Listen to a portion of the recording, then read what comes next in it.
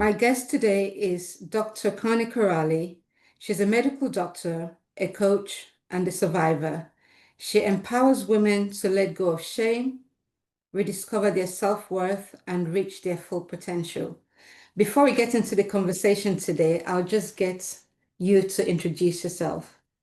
Uh, Thank you, Faith. Yeah, that was a lovely summary of my background. Essentially, yes, I'm a general practitioner. I've worked in the National Health Service and also on the private side now for over 15 years. I also do coaching and hypnotherapy. And as you mentioned as well, I'm a survivor of sexual violence.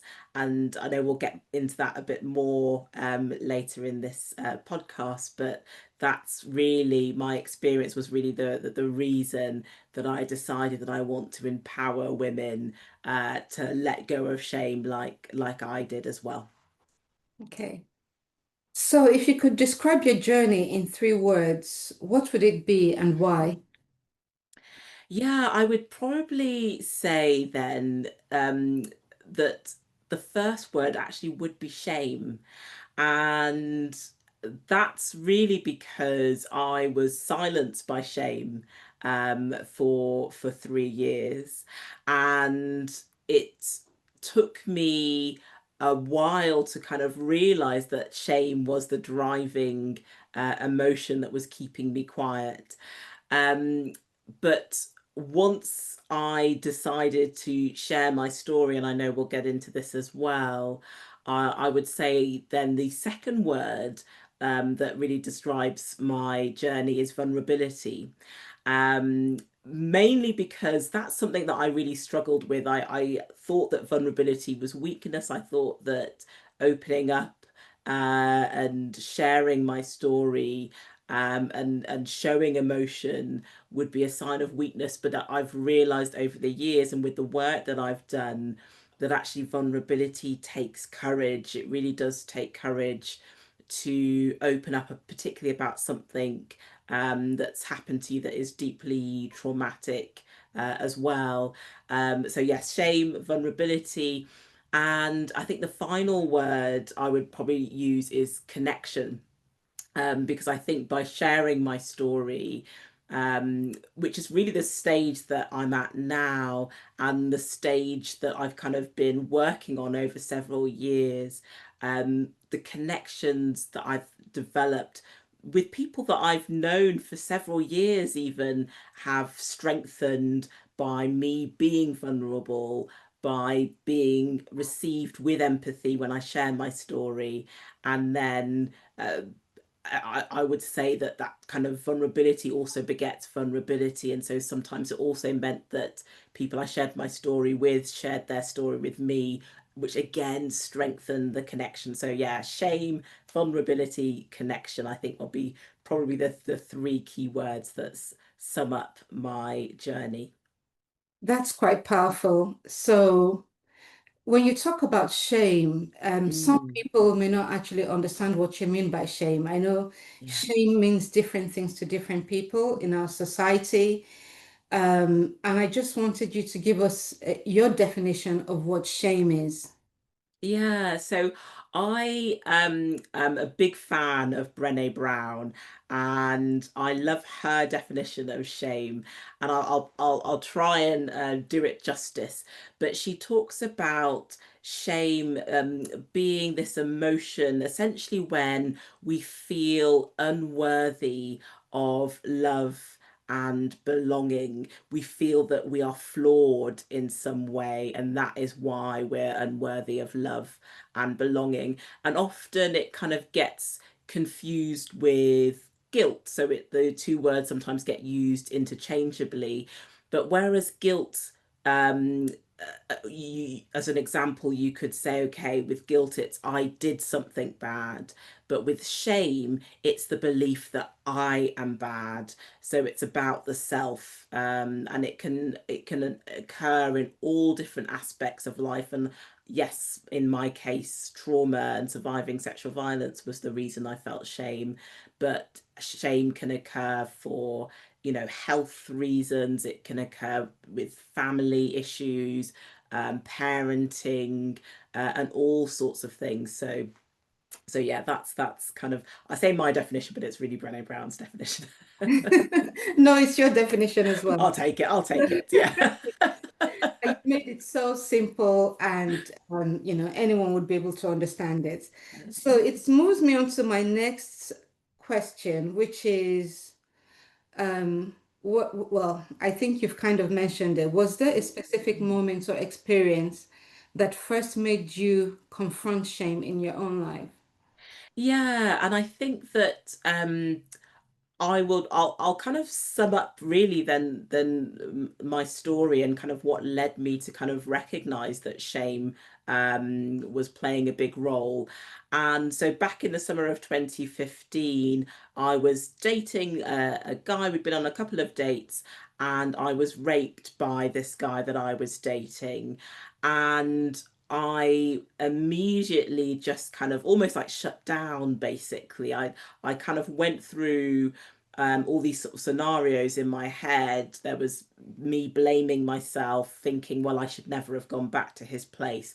I was also telling myself that it was it was my fault, that this would really hurt my family, that I was very well aware as a doctor, and just as, as someone in society, from the news that conviction rates for rape are very low. So I was almost in my mind thinking, well, why would I put myself through going through a trial potentially where the defense team are going to be tearing through my life and putting my sex life on the stand in front of a judge and a jury.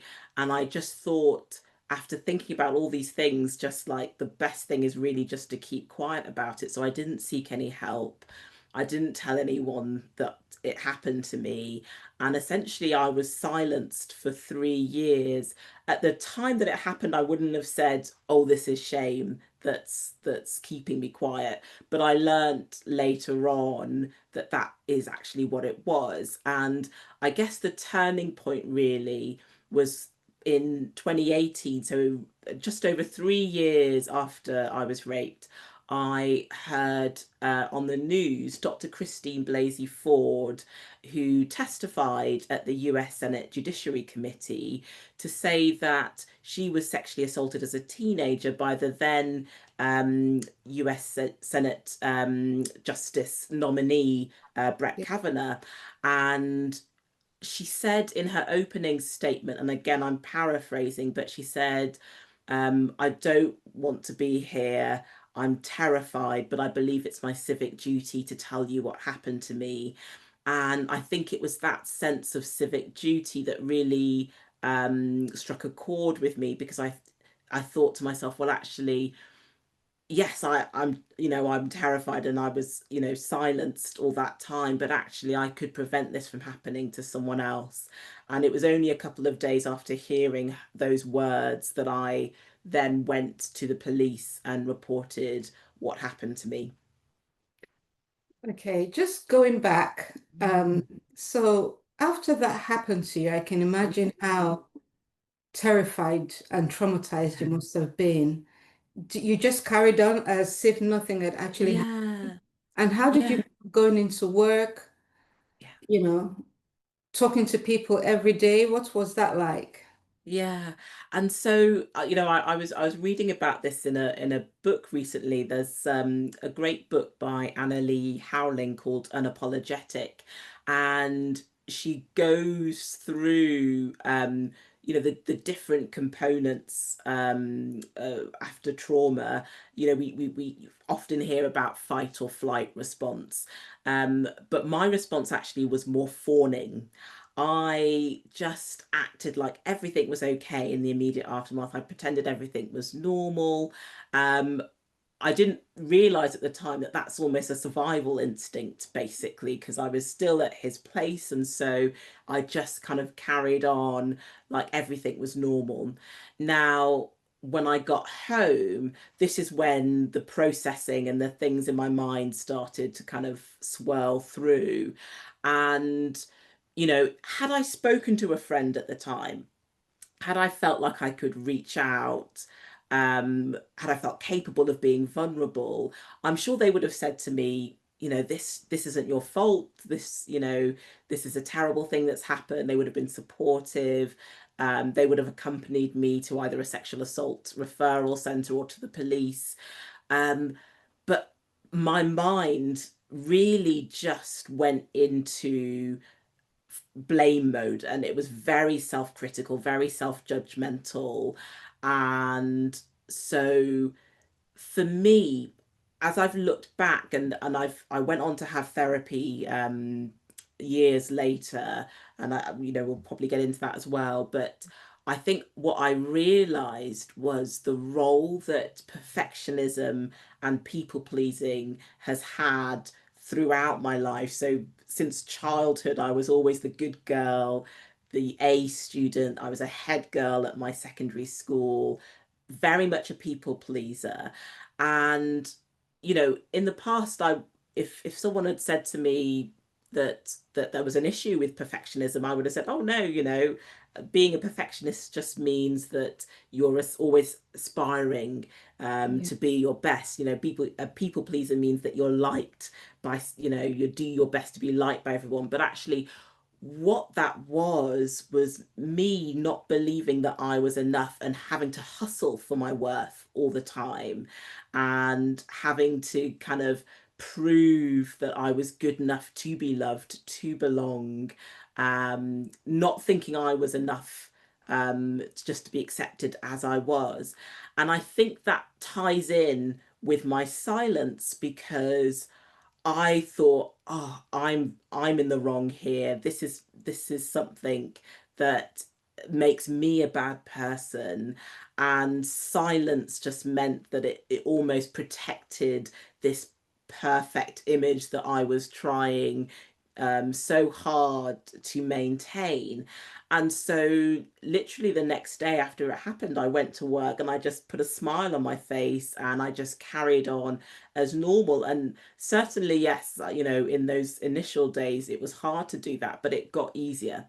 And I was able to do that because I basically just numbed all of the emotions, and I was very good at doing that. And I think, throughout my life, I hadn't realized, but I was always kind of numbing my emotions, really, because I thought, as this people pleaser, perfectionist person, happy was what I needed to be all the time. And um I could never be upset or angry or any emotions. I always thought that those were Yeah. bad emotions.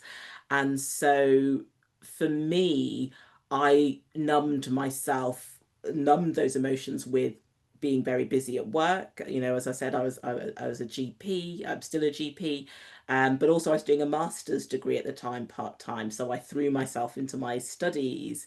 I was socializing with friends. I just kept really busy, and it just meant that I was able to suppress the memories, the emotions that went with being raped, and to the point where, for several years, probably until that sort of the Me Too movement thing started to kind of bubble back. But for several years, I was able to kind of forget what happened to me myself, and Yeah. just carry on as if nothing had happened. Just you mentioned the Me Too movement. Before Mm, my next question, which is about healing. What were you feeling during those times when all those things were happening mm, on TV? It must have been quite difficult, for you yeah, you know, t- to have all that emotions from what's happened yeah, yeah, before. yeah, yeah, absolutely. And I think what is interesting is that at the time that it happened, like, on a subconscious level, I knew I'd been raped, but I Yeah. didn't name it as that. I think maybe there was part of me that didn't want to be a victim. And so when Me Too occurred and people were talking about being date raped, or, which is basically what happened to me, I was just like, oh yeah, actually, I was raped. That is what happens. As much as I try to kind of bury it and minimize it, and whatever it was that I was trying to do to rationalize it in my mind, the Me Too movement kind of made me kind of call it out as it was. And it was difficult, I think, because, you know, it was starting to make things bubble up to the Yeah. surface, but I still wasn't able to share with anyone what happened. I still couldn't find the words to share it with anyone. And so I would again just suppress those emotions with keeping busy, with socializing, and so on. And so that that was my coping mechanism probably for 3 years, was just bury it. You know, if it tries to come up to the surface again, just bury it, really. And nobody around you noticed anything. You were not acting odd in any way, nothing, you just carried Yeah. on. Yeah, when I told my family and told my friends, they were completely shocked. They hadn't noticed any difference at all. And I think that's one of the reasons why I'm so passionate about now working with women who've been silenced by shame, because I know what it's like to really just act like everything is okay. And you can really just convince everyone that you're fine. As my family and friends, demonstrated that they had no idea until I told them. And it really wasn't until after reporting it to the police that that facade started to crack and to crumble. And that's when I started to realize that I needed help, basically. So, when you told your family and friends, were you going through your healing process or that hadn't Mm. started yet?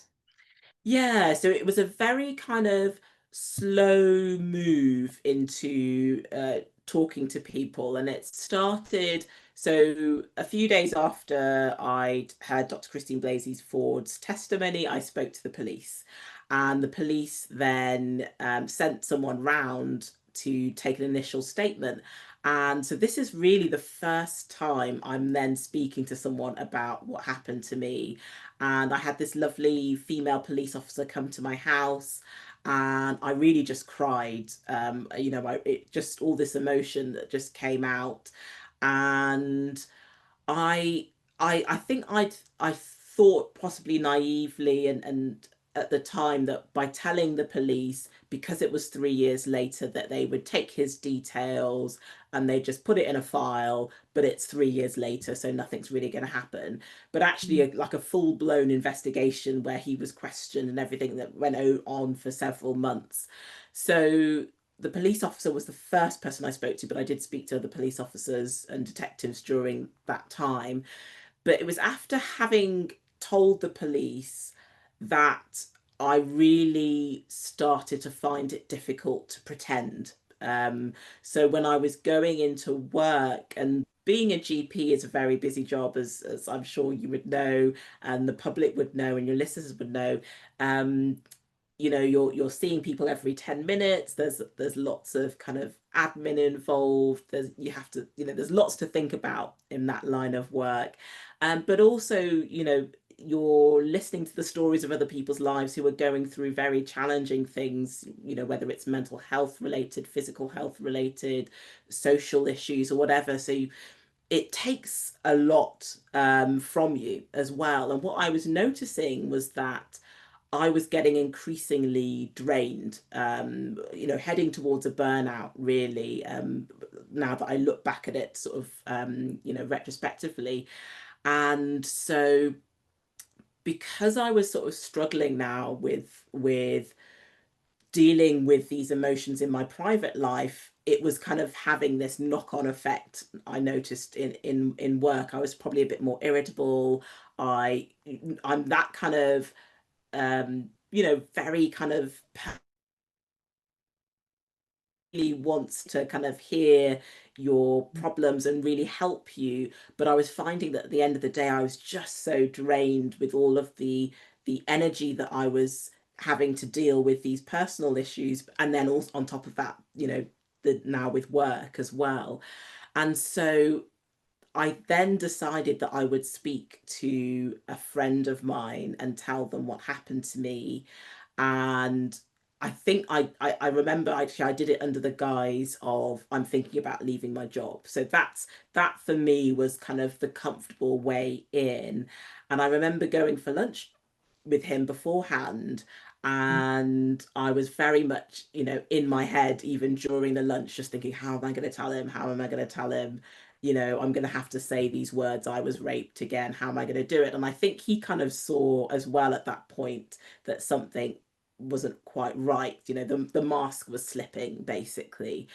And so eventually I told him, and he was very kind, very supportive, he listened, very empathetic. And you know I was so grateful for that response, because I think, yes, I'd been able to kind of cry with the police, but this is someone who was a friend who was able to support me then. And he was actually the one that suggested perhaps going for therapy.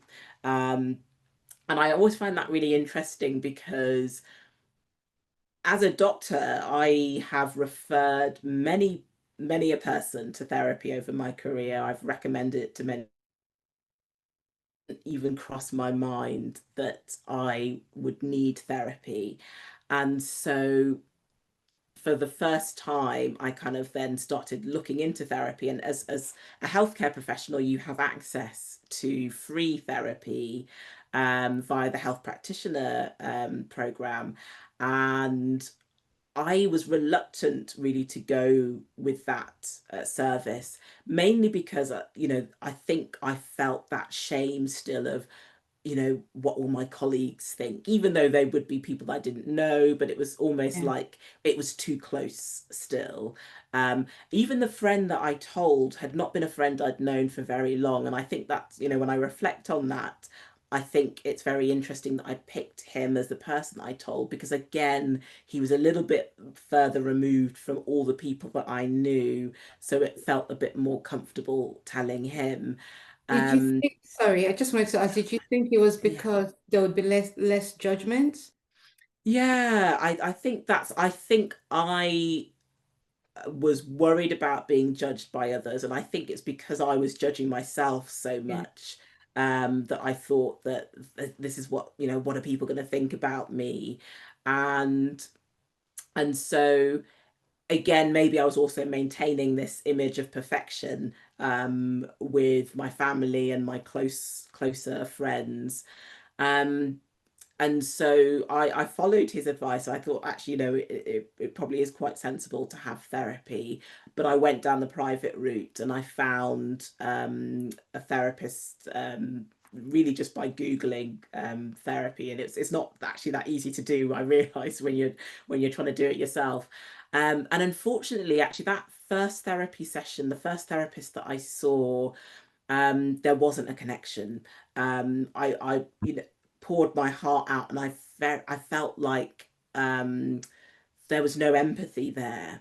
It was a very kind of stilted conversation, where I kind of left the session feeling worse than I had when I'd gone in. But thankfully, my friend basically convinced me a few months later to go back to therapy, and I've found a different therapist this time, who I spoke to prior to our first session, knew that there was an immediate connection, and actually she was the one that I continued to see weekly for 3 years, and that's really when I think my healing began. And with regards to going to therapy, Mm, was that the only thing you did, or was there other things you were doing to try and help your healing during that yeah. journey? Yeah, I think the therapy that I had was the main thing that I was doing. I started doing a few things later on. Um, so I had coaching, and I actually started to train to be a hypnotherapist, and then later to train to be a coach myself. Um, but I would say the therapy really helped me to understand why I struggled with being vulnerable. And then it also then meant that when I started to feel able to tell loved ones what had happened to me, I was kind of supported through that process. And also with things like dating again. I had been dating since, but I think that it really helped me to kind of understand um, myself a lot better, even in when it came to things like relationships. And Um, trust as well. I'm sure trust was an important yes. part of that. Yeah, yes. There was so much to unpack, and over that 3 year period, I think probably the thing that, well, the two things really I got out of it were learning to be vulnerable, which was really kind of important, and which then meant that I was able to go on and tell my family and friends what happened to me. But also this kind of awareness of, why I struggled with connecting and vulnerability, and even this relationship I had with emotions, of thinking that there are good and bad emotions and not being able to express those. That was another thing that I really benefited from, and it really meant that I was able to um change the nature of my relationships with loved ones, because of that work. And from the point of view of the coaching and the hypnotherapy, that really helped me with looking forward to, okay, well, what do I want to do with my life now? Where do I want to go next? And so the coaching and the hypnotherapy were invaluable for that as well. So during your healing process, did Mhm. you stop working as a GP, or you just took time out for some time? Yeah, so that actually started after I told the police, and the facade started to crack and that burnout started to kick in. I ended up, in fact, it was after that first therapy session that didn't go very well. I kind of reverted back to my let me try and bury everything again. And one of the ways that I thought would help with coping was to leave my GP job that I was in. So I handed in my notice. I still worked as a GP, but in the emergency department, which was for me much less stressful. And then actually, I ended up getting a job. I applied for a job at the European Parliament, and I moved to Luxembourg when I got that. And Wow. so, I look back now, and it was very much me trying to kind of run away from the problems that I was having. But fortunately, I prior to moving to Luxembourg, I'd found this second therapist, and so we started work prior to me moving, but then carried on whilst I was there as well. So I'm just trying to go back to everything you said. Yeah. So you mentioned about you did coaching and Mhm. therapy. Um, you became more acceptance in terms of your vulnerability. Mm, You were more self-aware and you were much more in touch with the emotions. yeah. So during all that time and when you were doing your coaching, was that when you thought to yourself, you're going to start helping other women to go through? Yeah, so so I think what happened, it took a while for that realization to come. And interestingly, it was probably because there was a divide in the time, between which I told my mum and my sister what happened to me, and in the time that I told my dad and my brother. So I told my mum and my sister um probably a few months into having therapy. Um, and I hadn't actually got any plans to tell my dad and my brother at the time. I thought, now that I've told my mum and my sister, I told a few of my close friends, I feel like, that's it. I can carry on with my life. I feel much better for having told them. I hadn't had any plans to share my story more widely at that point.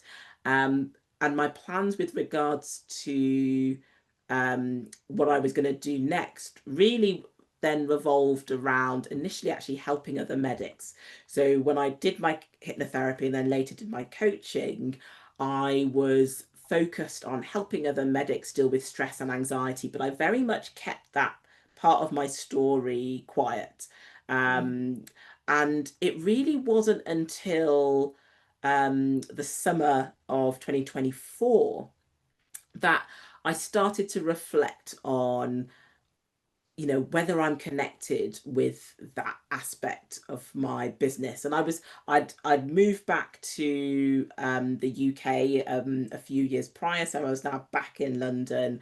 I hadn't I never went back to kind of NHS general practice work, but I returned to NHS urgent care work as a GP and then later on private work. And I was doing kind of that part time and then my business part time. So it was initially, yeah, helping medics with stress and anxiety.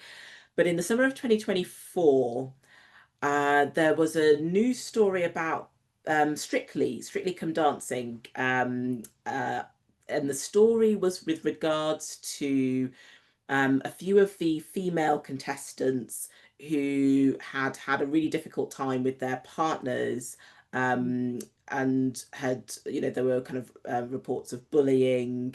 And I remember looking at the comments of the contestants who were involved, and some of the comments were along the lines of, oh, well, they looked fine at the time. Mm. So that can't be true. They looked happy. They were, there was no sign that there was anything wrong.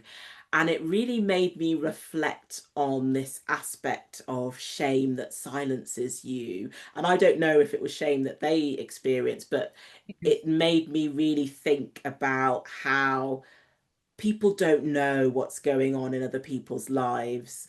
Yeah. And that was the initial kind of seed that was planted of, actually, I want to share my story more widely. Initially, actually, it was sharing it with my immediate family, and in particular the female members, so female cousins, female aunts.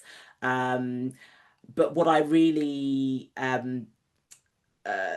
wanted to do prior to that was to let my dad and my brother know, Yeah. because I thought, well, if I'm going to tell my aunts and my female cousins, then I don't want it getting back to my dad and my brother when I do that. And so it was the summer of 2024 when I told my dad and my brother, and it was still actually just as hard as telling people, several years ago. Even though I'd done all of that healing work, it's still painful to think this is going to hurt them. But um you know all the people that I told, they received it, with no judgment, and there was, lots of empathy as well. And so once I'd told my dad and my brother, then I was able to tell my sort of female relatives and my extended family. Got a very big extended family, so I started to share it with them. And then I thought to myself, well, actually, I want to share my story more widely, because I think there is something here um, that's that's important to get across, in that actually, um, when we're silenced by shame, we actually hold ourselves back in life without realizing it. We put on this mask, and we suppress any emotions that are there. And the benefits that I have found by sharing my story um, are that I've been able to have stronger connections with my loved ones. It's given me this sense of purpose as well, and drive of wanting to empower other women as well. But it's also meant this sort of freedom, this weight that's lifted off my shoulders when I do that. And essentially what's happened to the shame is that it's completely been dissolved, and it's melted away It by, has no power. exactly, the power that shame had over me has certainly gone. And whilst I don't think that, you know, people have to share their stories of shame on podcasts or, you know, in the media or social media or whatever, simply by sharing your story with, you know, with one person who you trust, who won't judge you, who will listen with empathy, has the power to dissolve shame and to make shame lose its power. And so that's really my why, for changing my business in this direction of providing hope and inspiration and empowerment to women who've been silenced by shame. Okay. So, what does shame look like in the lives of the women you work with? Mm.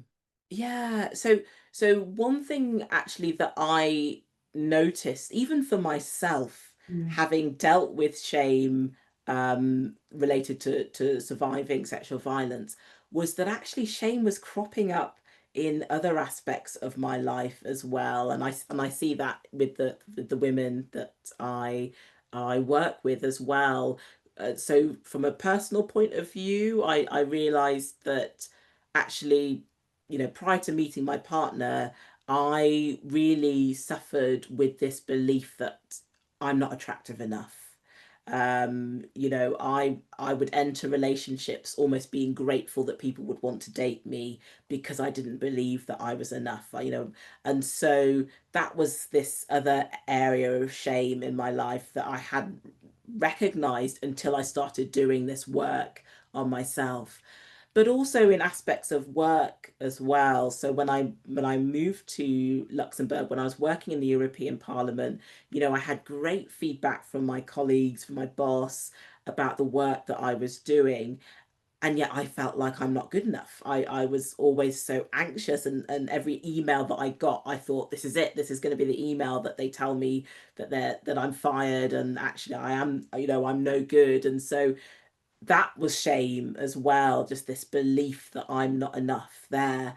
um but shame can show up in all different areas. So it can be related to infertility, it can be related to mental health, it can be related to finances, it can be related to parenting.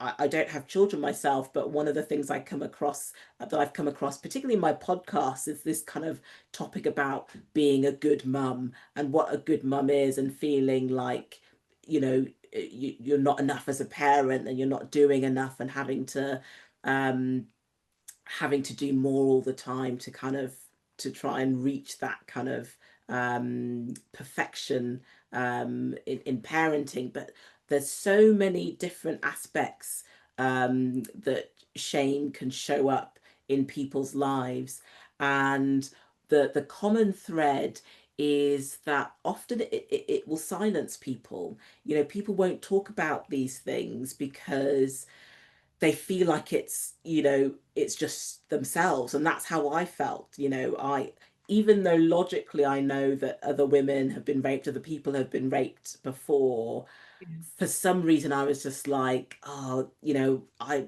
shouldn't have done this, it was my fault, I'm to blame here.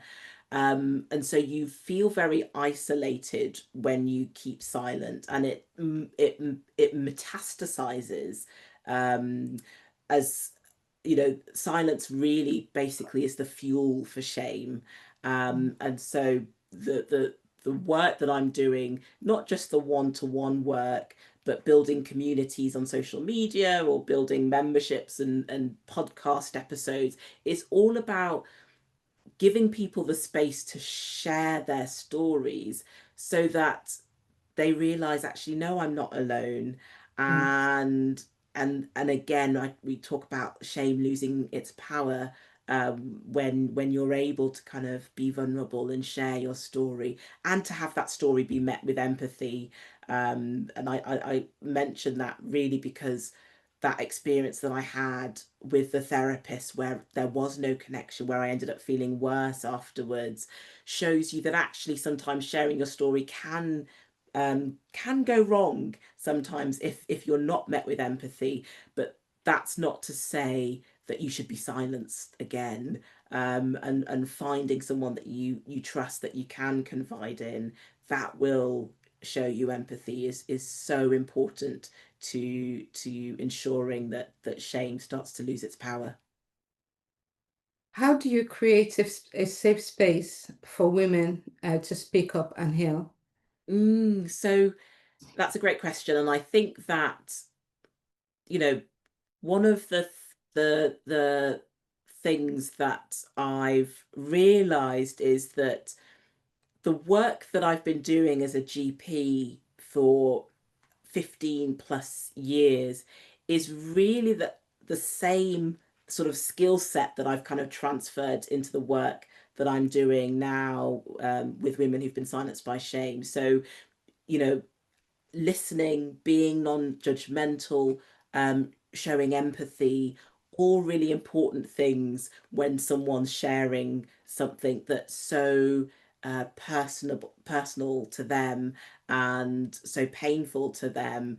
So whether that's in one-to-one settings, group settings, whether that's even on like my social media pages, it's being able to hold that space and being able to know that actually there are probably lots of people who are maybe seeing my posts who don't feel comfortable yet to speak about what's happened to them, but to be able to kind of provide examples of other women's experiences of shame so that hopefully they'll be able to connect with one of those stories and realize that they're not alone, and perhaps even be inspired to Yeah. speak to someone, and share their story as well. Yes, I've seen your Instagram post, I've seen your page, and it's just the work that you do is remarkable. I've listened to the podcasts that you've done as well. And there is a common thread with, what everybody's saying, the women, Yeah. and how they have been silenced. I also noticed there is a thread of struggled with infertility, Mm, a childbirth, being a parent, and yeah. it's all very good what you're doing and getting people to talk about it, because I know, for example, sometimes it's also culturally, there's Mm, a lot of shame that's, sets in. yeah. Cultures can talk about, but Yeah. there is a lot of shame that we carry, Yes. um, Yes. it Yes. is what it is, Yeah. I guess. Um, Such a good point, actually, and I think that that's something that, I'm always, behind the scenes, I'm always really trying to reach out across different cultures, yeah, and not everyone's going to be, not everyone wants to share their story on the podcast, and that's absolutely fine. And so there's never any pressure from my point of view for people to come on the podcast, but I'm very aware of the importance of really trying to get a diverse number of voices so that people can see themselves in the speaker, and then again know that actually it's not just them. And so yeah, it's the podcast, I think, is something that I really enjoy doing. This is, sorry, Speak Shame is the name of the podcast, yeah, and I really love doing it, and I think the women that I've spoken to are also inspiring, and I think everyone's story is unique, and yeah. so whilst there's that common thread, it's always lovely just to hear um, people's experience and how they've overcome shame, and in the hope that others will be um, inspired, but also know that they're not alone. Yes. So what tools or practices have been most effective in terms of helping women to heal from shame? Yeah. So I think for me, the number one thing I would say to anyone who is listening, who maybe has something that they're really struggling with, um, but don't quite know what to do, I would say if you're able to find someone that you trust and find the courage to speak about what it is that's been happening, that can be a really important first step. Now, not everyone's going to be ready to do that, Yeah. and so I provide a lot of resources, lots of free resources, such as self hypnosis, something that I'm really passionate about, having received hypnosis myself, but also obviously now as someone that practices hypnotherapy.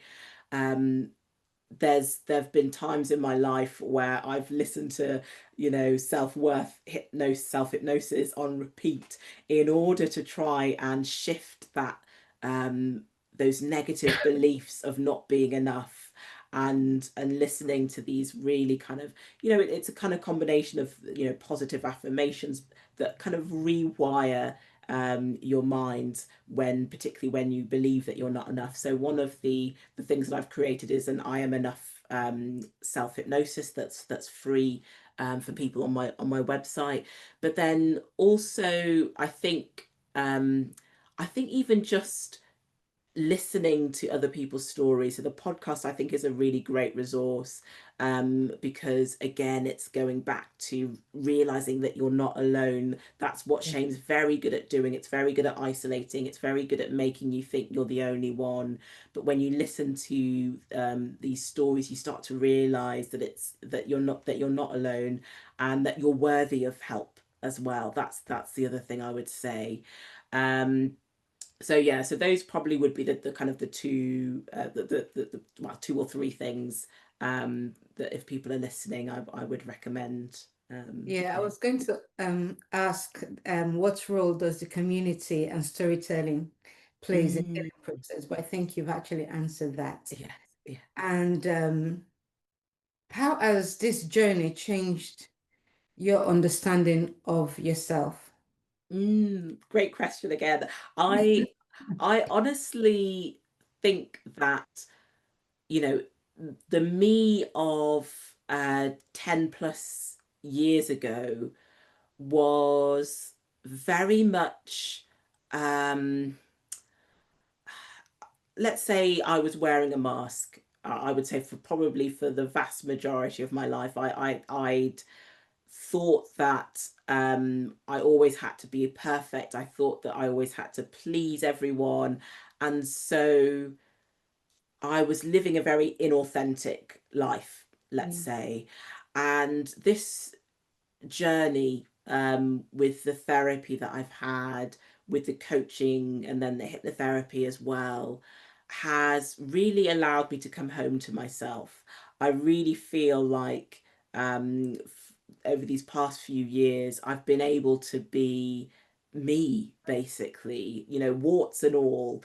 And the fact that I'm able to now be in this place where I can speak about being raped and surviving sexual violence so openly just goes to sort of show that journey that I've been on, from being completely silenced by shame to now using my voice to help others. And so it's, I there's no kind of criticism of that past version of myself. Mm.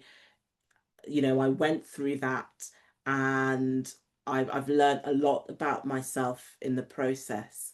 But I would definitely describe it as finally being able to come home to myself. So you've been on a self-discovery journey.